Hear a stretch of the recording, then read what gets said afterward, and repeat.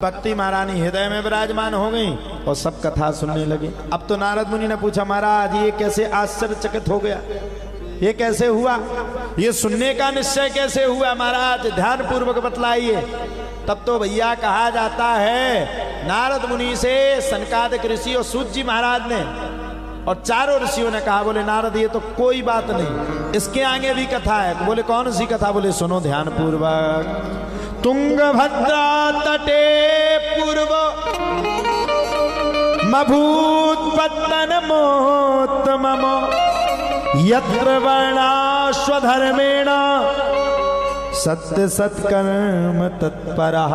तुंगभद्रा नदी के पास आनंद नाम का तट है। वो उत्तम नामक नगर में कई ब्राह्मण रहते थे। उसी गांव में एक पंडित जी रहते थे जिनका नाम था पंडित आत्मदेव शास्त्री। पंडित जी के घर में हर चीज थी, लेकिन पंडित जी के घर में संतान नहीं थी। अच्छा, वो संत किस काम का, जिसके जीवन में भजन ना हो, और वो गृहस्थी किस काम का, जिसके जीवन में संतान ना, वो किस काम का बताइए आप, कोई काम का है? आत्मदेव शास्त्री का दिमाग खराब हुआ, जंगल में मरने के लिए चल पड़े। आज ही मर जाएंगे, प्राणों को त्याग देंगे। संत जी आए तो रोका, ध्यान लगा के देखा, बोले महाराज तुम्हारे भाग्य में तो एक जन्म नहीं 7 जन्म तक संतान नहीं।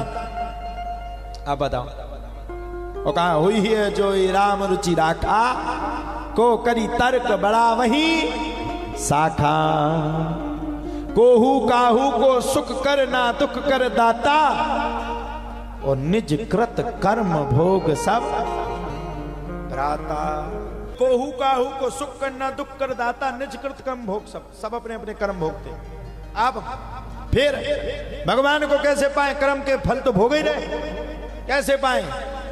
निर्मल मन जन, भगवान के दरवाजे जाओ, धन की घमंड लेके मत जाओ। वो क्या, अच्छा एक बात बताओ, भोलेनाथ का धन को क्या करने पहले तो बताओ, उन्हें कोनो जरूरत है नहीं है, पार पे रात है वे, कैलाश पर्वत ही पे तो रात, मकान की जरूरत है नहीं है, टाइल से उन्हें बिछवाने नहीं है, हर साल है बढ़िया सफेद चादर बिछ जात, बर्फ ही बर्फ। बताओ जाने कछु नहीं जाने। अच्छा भगवान विष्णु का क्या करने, लक्ष्मी जी चरण दबा रहे होते हैं।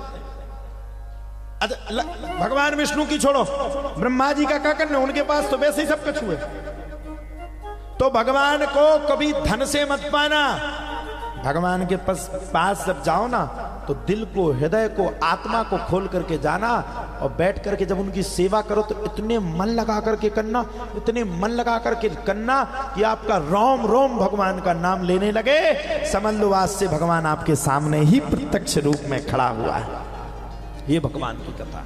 आत्मदेव शास्त्री जिद पकड़ गए, हम तो मर जाएंगे। संत जी ने फल को दिया, सो गए जाकर के पत्नी को दिया, पत्नी ने जाकर के गाय को खिला दिया, और बहन के कहने पर गर्भवती होने का नाटक शुरू कर दिया। जब बहन के कहने पर गर्भवती होने का नाटक शुरू किया, 9वें मास में पुत्र की प्राप्ति हुई बहन के, तो इसने पूरे में नगर में शोर कर दिया, मेरा पुत्र हुआ, मेरा पुत्र हुआ। एक दिन आत्मदेव शास्त्री गाय को चारा डालने के लिए गए तो गाय ने भी एक बछड़े को, मानव रूपी पुत्र को जन्म दिया, जिसका नाम गोकर्ण पड़ गया। धुंधली ने अपने पुत्र का नाम धुंधकारी रख दिया। अहम भ्राता तुदीयोस्मि धुंधकारी ते नाम तहा, शुकिये ने वेदोसेण ब्रह्म तुम नाशितम माया। धुंधकारी नाम पड़ गया। अच्छा धुंधकारी से धुंधकारी, अब जिसका जो नाम वही होगा ना। अब मान लो हमारा नाम फलाने, कोई गड़बड़ होता तो अब कोई भागवत में तो थोड़ी बुला, हमारा नाम डुग्गू कृष्ण शास्त्री होता, कोई बुलाता कथा करने के लिए। हमारा नाम ऋषि था तो हम कथा करने लगे। यथा नामम तथा गुणम, गोकर्णा पंडितो ज्ञानी धुंधकारी महाखला। गोकर्ण तो पंडित ज्ञानी हो गए, धुंधकारी खली निकल गए, दारू पीने लगे, पार्टी करने लगे, ऐसा आराम करने लगे, कोठों में जाने लगे। महान पापी हो गया धुंधकार, महान बहुत बड़ा पापी निकला। अब जब बहुत बड़ा पापी निकला तब भैया क्या किया जाए। अब उपाय क्या है? दोनों भाई बड़े हो गए। एक भाई क्रोध अवस्था का निकला और क्रोधानुवस्था में धुंधकारी ने अपने पिताजी की पिटाई की, सुपुत्र वृंदावन भग गए। अच्छा, सबसे ज्यादा बाद में अगर किसी की सुटाई होती तो माताजी की।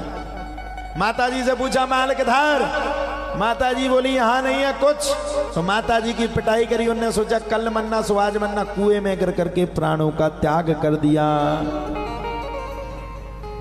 त्याग कर दिया।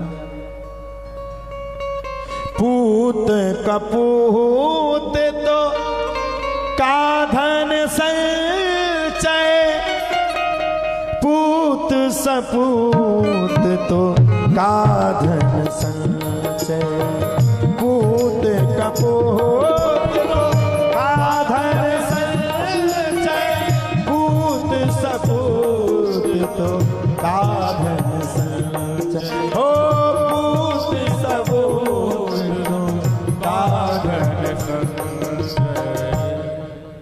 जो बोगे वो काटोगे। सही बात है कि नहीं? अब पिसी बेदो तुम कहोगे लाहा कड़िया, ऐसे कैसे कड़िया? मूंगफली को बो दो और तुम कहोगे वो कड़िया है। क्या बोलत? सोयाबीन कड़िया है, कैसे न कड़िया? जो आप बोगे वो आप काटोगे, जो आप बोगे वही आप काटोगे। बाढ़ ही पुत्र पिता के धर्मा, और खेती उपजे अपने कर्मा। धुंधकारी ने पिताजी को मारा, वेश्याओं को घर में रख दिया। वेश्या तो वेश्या, वो तो कोठे वाली है, कोई पत्नी थोड़ी है तुम्हारी बात को सुनेगी। धुंधकारी को वेश्याओं ने मार डाला। वेश्याओं के मारने के बाद धुंधकारी की कथा आगे बढ़ी और आगे बढ़ने के जस्ट बाद धुंधकारी प्रेत बना। प्रेत योनि में गोकर्ण जी महाराज ने 7 दिवसीय श्रीमद् भागवत कथा को धुंधकारी को सुनाया। और जैसे ही 7 दिवसीय श्रीमद् भागवत कथा को धुंधकारी को सुनाया, वैसे ही धुंधकारी का तरन तारण हुआ और सभी ग्रामवासियों ने दूसरी बार सुना, उनका भी तरन तारण हुआ। बोलो भागवत महापुराण की जय, सुखदेव जी महाराज की जय। जय जय श्री राधे।